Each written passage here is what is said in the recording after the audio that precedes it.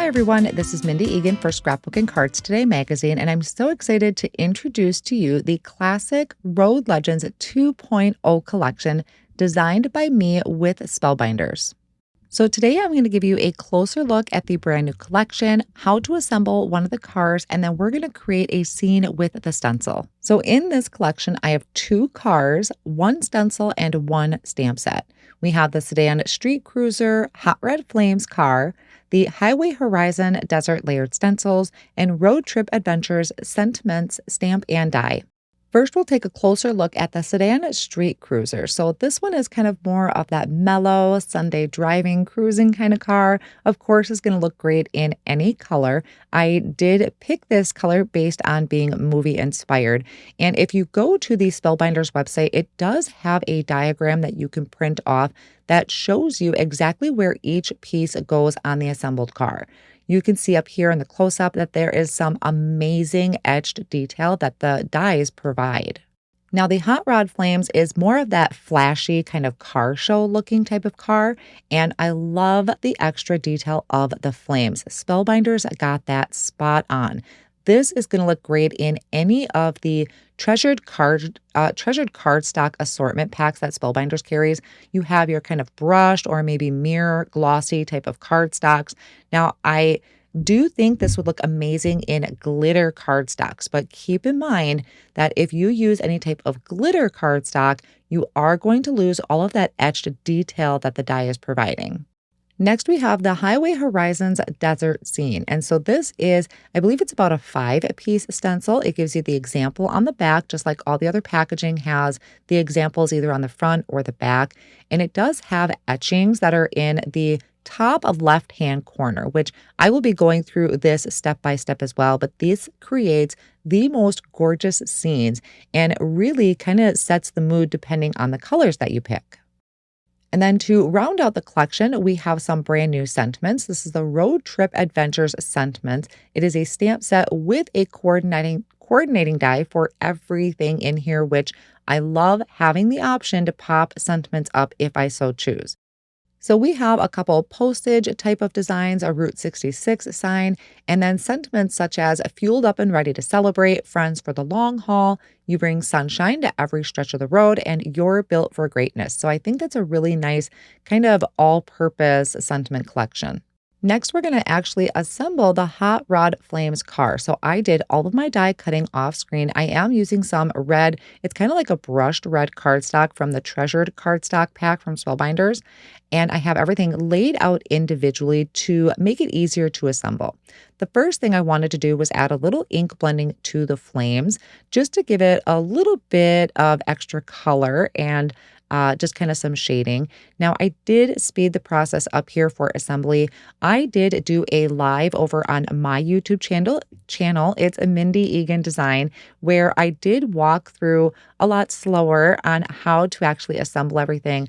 But again, the diagrams are over on the Spellbinders website, so you can always download those and print them out and kind of tuck them in with your products. And you can do that for any of their collections. One thing I did mention in my live is that when you go to first assemble this for the first time, what I recommend is die cutting this out of maybe some scratch cardstock, not your real good stuff like the treasured cardstock that's kind of that brushed look. Start with scratch cardstock and kind of get a feel for how the assembly works, where everything goes, and then maybe you decide which pieces would be best to start with. You can see that I did do the flames, I kind of worked on the tires, and really built my car from the left-hand side over. So I definitely suggest that to start with. A couple other things that come in really handy is having either a wax pickup tool for some of those smaller pieces, maybe a set of reverse tweezers, and then also liquid glue, something that doesn't dry super quick. You want it to have a little bit of wiggle room in case you need to reposition things. Another helpful thing is, as I mentioned, I have the craft stacks there. So that's really great for laying out all of your die cuts like I had done previously. And then I am working on a media mat. So this is a silicone mat, which again is kind of nice because my car is not sliding all over my glass surface. So I'm hoping that some of those tips help you in the assembly of your die cuts, whether it is with the classic Road Legends collection or something else in your stash. Now that I have my car assembled, I'm going to work on the background. So I'm going to dig out the stencil. Again, that is the Highway Horizons Desert layered stencil. And this is a 5-piece layering stencil. I do recommend making sure that you have them in the correct order. Sometimes it matters, sometimes it doesn't, but there are pieces of it that you do need to ink blend first and then have another layer over the top. You'll see what I mean in just a moment. So I am working on a sticky mat. I have some alignment corners to help me with the lining up of each of the stencils. And then I'm going to start ink blending. And this, of course, is at your discretion how you would like to do your road. You can do a dirt road, you can do a blacktop road. I am using some light gray and then also some black ink to add shading to it. Now, in the end, the design that I'm using, you're not going to see a ton of this, but if you want to make this the focal point of your card, this is a really great way to do it. Now, the second layer of the stencil, we do have the sun, or you can create it a moon in the background. So I masked off the bottom portion, which is our land. Once the sun was done, I just readjusted my Post-it tape and I'm ink blending it with a light brown. Now, as I mentioned, I am using some alignment corners. These actually come from the stamp wheel, but there are etchings on the stencil to help you line it up for a landscape orientation on an A2 size card front. And you can also take your visual cues. Now, this layer, I think this is the third layer of the stencil, where we need to do that background first. So you need to have those hills placed down first. Then the fourth layer of the stencil is going to add in just kind of some extra details to our landscape. And then the top portion is going to be adding the details to our hills. And that color for the hills, which is a gorgeous, or that rock formation, I was using coral reef and faded brick from Gina K Designs. It's a gorgeous combination.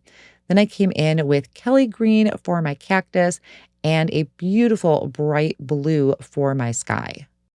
So this is going to make a beautiful card front or even a postcard if you wanted. I do end up trimming it down. So I do have a piece of cardstock that's cut to 4¼ by 5½. I used the nested postage die from Spellbinders to trim out a piece of white cardstock. And then I'm taking the next piece from that postage set. It's going to cut out a rectangle that's going to fit perfectly in that postage. It also cuts in, or it places some etching detail on that as well. So I did trim my background down just a little bit. Now I am taking a comfort block, and I believe this was honey mustard from Gina K Designs, stamping it onto some Spellbinders cardstock. And I really wanted these extra elements to go around the edge of the cardstock. So these are the postage and the cancellation marks from that stamp set that's included in my collection. And after a while, I will bring in the actual postage mat that I created to give me a visual on how much more do I need to fill out, because I really want to make it look kind of like that vintagey postcard in the background. Off screen, I did stamp out a sentiment. I also did the Route 66 sign. I wasn't sure if I was going to use it or not, but at least I have it for future cards. And I'm die cutting these out with the coordinating dies that is part of that collection.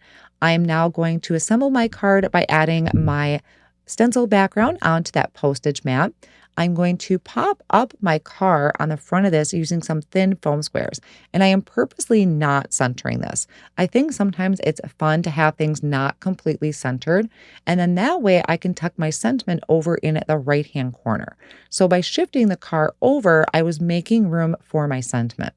I also added foam tape to the back of that postage panel, placed that on top of my stamped cardstock, and then trimmed off any excess, which ended up being very little.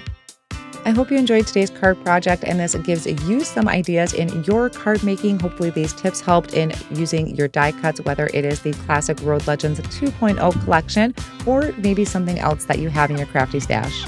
Thank you all so much for spending time with me today.